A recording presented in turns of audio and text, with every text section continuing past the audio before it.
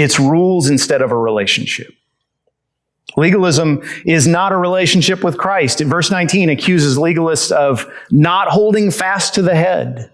They don't even know Jesus. They're not attached to him. They're in love with rules. They're in love with ritual. They're in love with the feeling they get when they do those things, but they're not in love with Christ. Remember, the ones who hated Jesus the most were the rule followers. When Jesus was talking to them about how they tithe not only 10% of their crops, but also 10% of the herbs in their flower beds, notice he didn't say, you guys ought to stop that. He didn't say that. He wasn't angry with them for following rules or even for going above and beyond what the Bible said in following the rules. He was angry at them because they ignored the more important things like love and justice and faithfulness. They were more concerned with the externals than becoming like Christ on the inside. God's commands still matter. You should follow the commands of God, but let your obedience be motivated by love.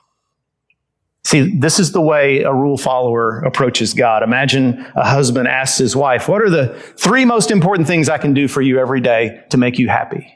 That's a good question for a husband to ask his wife. Imagine she thinks a while and says, well, I'd love for you to tell me that you love me at least once a day. I'd love for you to take out the trash. That's one responsibility that I don't want to do anymore. And then 3, I want you to spend 30 minutes every day just talking to me without TV on, without looking at your phone. So the next day, imagine he wakes her up first thing in the morning. Hey, honey, I love you. Well, she didn't really want to be awake then, but that's a nice way to wake up. Okay, so I've already taken out the trash. Your 30 minutes starts now. Okay. Come on, woman. That's not love. And yet that's the way a legalist approaches God. They're just, get these things out of the way so I can feel good about myself. To follow rules is so much easier than having a relationship, because in a relationship, that other person never stops contradicting you and telling you, no, this is what I need.